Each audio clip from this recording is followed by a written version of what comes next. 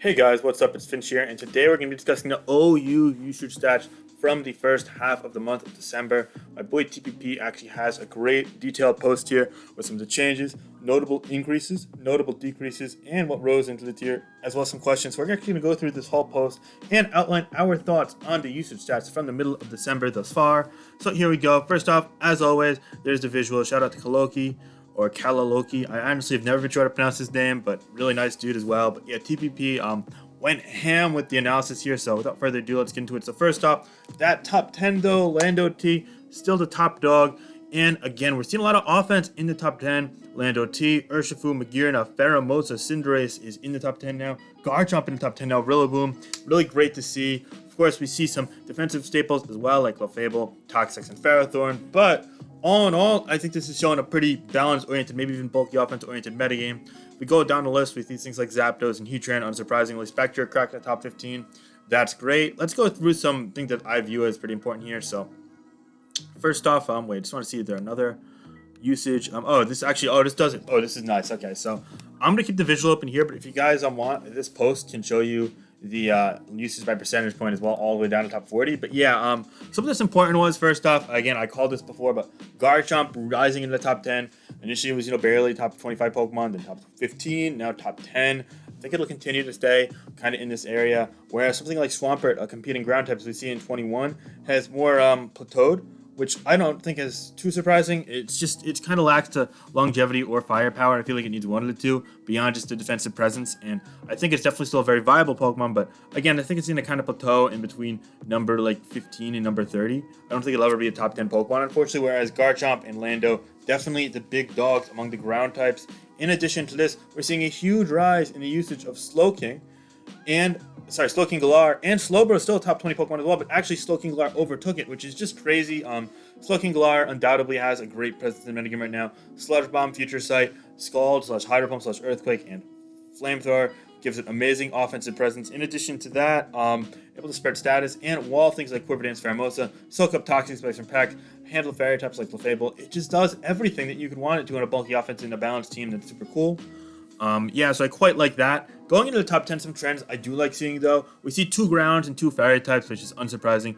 Pokemon that really you see on almost all teams. In addition, you see a lot of beneficiaries of certain pivots. For example, you see Teleport and U-Turn and Slow Volt Switch running a lot in the metagame right now in these balanced and bulky offensive teams. We'll poke and abuse them. These hard hitters, the Cinderace, the Pheromosa, the Urshifu, Specs Magirna, Swords Dance, Garchomp, Rillaboom, those type of Pokemon, they're all beneficiaries of that, and it's unsurprising to see them used so high alongside Pokemon that have these moves. Landorus-T U-Turn, Clefable Teleport, Urshifu U-Turn, Magirna Volt Switch, Pheromosa U-Turn, Cinderace U-Turn, Rillaboom U-Turn, Zapdos Volt Switch, Mandibuzz U-Turn, Teleport on Slowbro, Volt Switch or U-Turn on Tapu Koko.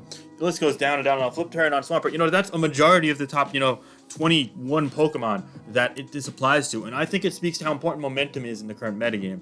As in, if you're able to gain momentum and you're able to take advantage of what the opponent's doing, be a turn ahead of them, or even a half a turn ahead of them in the sense that you're predicting they're switching going for this, and maybe you don't have like a hard counter to everything, but you're able to keep the momentum up so their Pokemon that are threatening to you can't come in as much as your Pokemon that are threatening to them, and you have that upper hand, teams with that momentum built in, they're going to thrive as it stands right now. And the 1695 stats, the stats from the top portion of the ladder, really show that.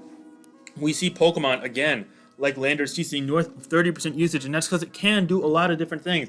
Not only can it be a defensive wall, but it could also be a great Scarfer. The Swords Dance sets haven't yet picked up, and that's why we see Garchomp picking up a ton of usage. Not only does it have its own unique defensive presence, being able to resist things like fire, aka Heatran check, but also on top of that, Swords Dance, Garchomp, Swords Dance plus Earthquake plus Stone Edge is absolutely devastating. It's able to beat all Defoggers wants to go for rocks, or break through things wants to run Fire Blast for Tangrowth and Buzzwole and Skarmory and whatnot. So I think it has a ton going for it, and I'm really curious to see how Garchomp continues to settle into the metagame right now.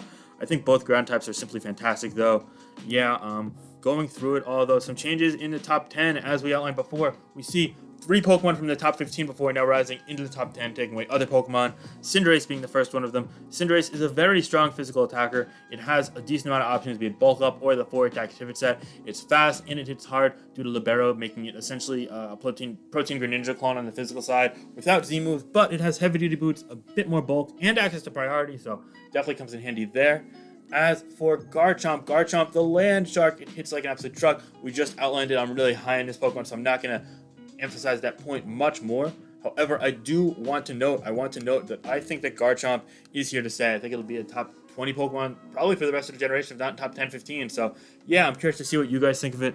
I wonder if we're going to stop feeling much of a need to use ground types on every team due to things like Regieleki and Magearna Volt Switch. But honestly, even then, regardless of that, Garchomp accomplishes so much. It's relatively fast. It's resistant to fire. It's able to be immune to other electric type moves as well. And it has a ton of different offensive options as well as defensive options like the Rocky Helmet set, which I showcased on the channel recently as well. Rillaboom, on the contrary, is a bit more of a defined option in metagame right now. It uses Choice Band and Swords Dance set. It hits really hard. It brings Grassy Terrain. I find it a bit awkward, Keith, because sometimes Grassy Terrain hinders the viability of your own ground types, which is true, but ultimately, so long as you don't get too bent on that little dynamic there, it's still very good to use, and I wouldn't really feel too threatened by the presence of it. All in all, I think that Rillaboom's here to stay as well. It's one of the better Pokemon. It's really been interesting to see how it has been just seen as a better Tapu Bulu, and that's because Tapu Bulu got screwed by not getting the moves that was leaked, funnily enough, but yeah, no, I'm really glad to see it consistently used in the tier, and I'm interested to see if Tapu Bulu ever makes a comeback to remote viability due to having the fairy typing. And yeah, some notable increases that we were discussing. First off, Slowking Galar is huge with Assault Vest and Regenerator. It is an absolutely amazing presence in the metagame right now. It's able to check Quiver Dance Pheromosa, able to check pretty much every variant of Magearna, able to resist fairy types, soak up Toxic Spikes, get them future sights off, Sludge Bomb, Poisons, you name it, Slowking Galar can and likely will do it. And Tapu Koko, admittedly, it's a bit more of a pivot with Hawlucha or even a light screen setter on hyper offensive teams, but nonetheless, it still works. Speaking of Hawlucha, it also rose into OU via usage finally from number 49, just barely in top 50, to number 36, almost doubling in usage, which actually did double in usage, 2.7 to 4.5, 5.5 rather. Pretty impressive. So yeah, you run Stone Edge for Zapdos and Moltres, or you could just run Substitute and be a normal person like me, or Roost. Yeah, but it's really good on those offensive teams. It synergizes nicely with their Chifu as well, so that's pretty cool. Volcarona also rose to OU. More defensive sets come to mind. It can be pretty good. Of course, Toxic Keytrain is a problem to it. And in general, you really have to be careful around Volcarona with your more offensive teams, as if it gets a setup and has the right set, then it can bend out of hand really quickly. But there is some priority in metagame. Ultimately, I don't find Volcarona super appealing, but I think it's still pretty good. Not like amazing tier, but like it's a solid Pokemon. I'm glad it's single usage, just barely, but it's made it in the top 40. So yeah. Some Pokemon that fell in usage, however, are going to be Latios and Urshifu, both falling from in the top 30 to barely in the top 40. In fact, one of them even is number 40, Urshifu Rapid Strike.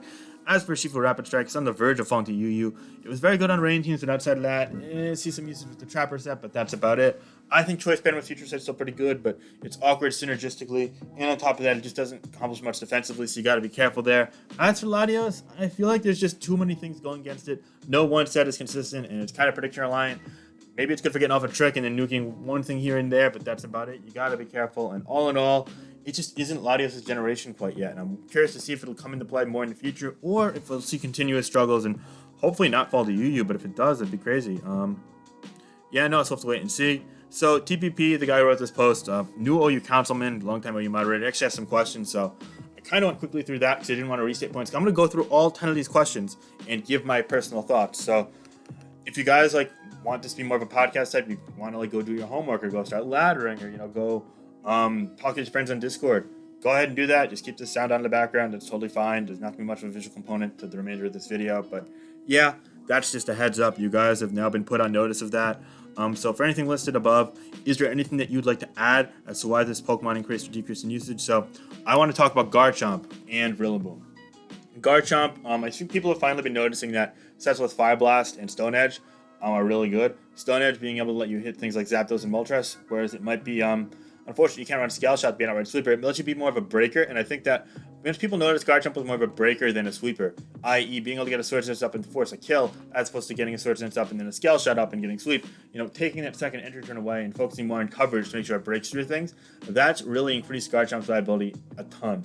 And people have noticed that. I feel like I was a little ahead of the curve that last time around, so pat on my back there, I guess. But yeah, no, that's important. And as for Rillaboom, the Choice Band set, it's weird because it's not actually very threatening, the teams outright, but the ability to revenge things with Grassy Glide coupled with setting momentum up with U-Turn is super convenient.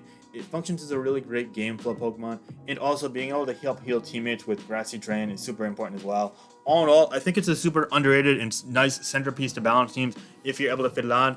If not, that's fine too. It's not something teams are really worried about defensively from the get-go, but later on in games it can be hard, especially for more offensive teams as well. So I think that's worth noting too. Definitely pack your Grass Resist bulky. Yeah, what are your favorite sets and moves to use on the above Pokemon? Okay, so let's talk about them from the top. Cinderace, I like running a Pyro Ball. I like running with Future Sight, Slowbro, or Slowking. And then I like running Pyro Ball, Zen Headbutt, either Gunk Shot or High Jump Kick and U-Turn. This allows you to Toxic with Future Sight, but also threaten just about everything else with the set. Garchomp, I really like the Swords Dance, Earthquake, Stone Edge, and either Fire Blast or Stealth Rock set. Fire Blast will only be more of a pure breaker and get things like Buzzwole and Tangrowth and Skarmory, whereas Stealth Rock is great if you want to be able to force Stealth Rock up because you're beating things like Zapdos, Moltres, Mandibuzz with that +2 Life Orb. Again, Life Orb is your item. Stone Edge, which is really cool. Rillaboom, we discussed Swords Dance, 3 attacks with Life Orb and Choice Band. Slowking Galar, just similar Assault Vest. Coco is going to be Screens, and the pivot set with Thunderbolt, Dazzling Gleam, Roost, and U-Turn Heavy Duty Boots I think is a really underrated set on top of Coco, but Screens also works too. You run Taunt, Light Screen, Reflect, and either Volt Switch or U-Turn or whatever you want to do. Thunderbolt, you name it, you can do it. Yeah, I don't think Specs Coco is really good at all though. Decreases, Pokemon Decrease. I think that Specs Latios with Trick is still pretty good. Urshifu Rapid, I only like the Choice Band set on Rain. Halucha, I just like straight up Swords Dance, Acrobatics, Close Combat, and either Stone Edge or Substitute.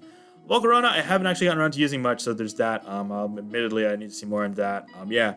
Do you have any predictions for what may increase and decrease in the next weeks? Well, looking at this, I can't imagine seeing Pheromosa staying in here, so I think Pheromosa is going to go. We'll see even more Urshifu. It might overtake Clefable, but we're probably going to see less Slowking Galar, maybe a little less Clefable, as we just said, and a little less Tox Specs, which is really cool, seeing those Pokemon drop in usage. I'm going to miss seeing Slowking Galar a lot, but I think Slowbro will probably overtake it in usage again, probably cracking the top 15.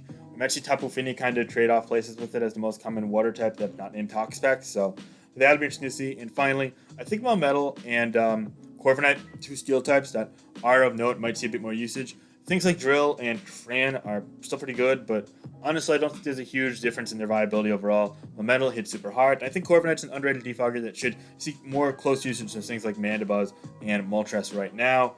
Whereas, of course, Zapdos might be the best defogger alongside kind of Landorus, although it doesn't always use defog. I still think it's fair that you could see that kind of distinction there, if you will. So I hope that's a sufficient answer there. Do you think Latios and Urshifu R will fall to UU? Will anything else drop with them? I think that, let's look at the usage stats here raw. I think Urshifu Rapid will drop into UU, and I could also see potentially, I could potentially see Buzzwole eventually dropping off and Volcarona eventually dropping off. I don't think Latios will ultimately drop off. I think it'll probably hover around 5 to 7% usage for the foreseeable future. I'm kind of surprised to see Powdon at 7.27 usage as well, because in Powdon I could see potentially dropping to UU too, but hey, maybe people are using it. But now with Regieleki being UU, there might be less reason to use it over other ground types especially. It was a kind of a ground type with longevity, and maybe we'll have to wait and see. I don't know. I guess we'll have to kind of wait and see on that, but yeah. Okay. So next off, we have, are there any Pokemon you can see rise into OU next month? Well, let's go back to the usage stats. So here, I could see Slowking definitely should be rising to OU already. I could see Zarude, but I don't think it's super likely. And in addition to that, Tangrowth really should be higher, but I don't know if it should be OU necessarily. Yeah, I think the big one is going to be Slowking and Zarude for me. Slowking really should be well above 2.8. It should be close to like 7 or 10% usage already. In my opinion, it's a top 25-30 Pokemon, so yeah. And I think that's about it. Some of these Pokemon are definitely, it's hard to justify using them a ton. Blaziken being down at 1.957 is crazy. That's so deep into UU. There's no way that's going to see OU anytime soon. It'd be really crazy if it did. That'd be a huge shoot up. So I'm interested to see if that ever goes up. I think it should be closer to 3 or 4% than 2%. That's kind of ridiculous, honestly. So a little usage stats analysis there. Okay. Have you tried Halucha or Volcarona? How did they perform for you? Halucha, really good on hyper offense. It sweeps opposing offense a ton. It was also really good with right support against balanced teams too. Volcarona, no, I haven't gotten around to trying quite yet, but I'm excited to try to bulk your set on the right type of balanced team, so that'll be interesting to see. How am I liking OU? Is it fun to play and build in? I like OU a ton right now. I think it's super fun. I definitely think that Urshifu might be approaching suspect worthiness. It's hard to say. I feel like using Clefable on every team isn't great, and Buzzwole has definitely been dropping in usage, but we'll have to wait and see. I think her Shifa plus future sight's kind of dumb, all honesty, but I don't know if anything will happen to it. We got to keep our eyes in check. I think that's really my only issue with the metagame, though. Spectre, I find it more and more manageable as the days go on, but I think that's probably not super popular opinion. I'm sure a lot of people don't like it because of that, so that's fair, too. If that's your gripe, then yeah, I get it. And finally, seeing as how we're at the end of the year, what has been your favorite memory from Gen 8 OU? I think my favorite memory from Gen 8 OU has probably been just talking about all these games and all these shifts with you guys over the course of the generation. It's been nice to grow a bit of a following. It's been really amazing to meet so many hundreds, even thousands of new people through this channel and make a ton of friends, make a difference in the community, help a lot of people with their teams, and just really help progress everything going forward, be it through tiering stuff, be it through, oh, hey, person, user number 12345, message me on Showdown and wants help with his team. Great. Now user 12345 not only is a better team, but also is going to have more fun with the tier. And he knows he can engage with us. He trusts the community, and you're building these connections. You're building these memories, and it's super fun knowing that dozens and hundreds of people are having more fun with their hobby because of me in a year where so much trouble is going on. And it's been amazing to really step up and have that impact on the community. Of course, playing the tier itself has also been a blast for me, even during the DLC 1 dog days when people were less content with the metagame due to it being a bit more slow-paced. I quite enjoyed that too. I didn't mind being patient and sitting back a little bit.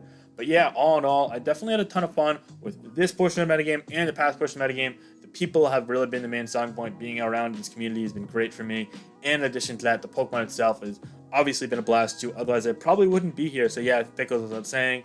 I'm really curious to see what your guys' favorite part of this year and the generation has been thus far. Please let me know in the comments down below. I'd love to reminisce about all that stuff. I'm probably going to have some sort of year wrap-up video closer to the end of December. But yeah, no, with that said, guys, it has been a blast bringing you guys SSU content this year, and it's going to continue to flow in. So definitely be sure to hit that like button and subscribe if you want to see more. Comment your thoughts down below. It's super important to me that we continue to grow our channel and grow the community. Check me out on Twitter and Discord. Links will be down below as well. And yeah, this is just a brief analysis of the usage stats for this month.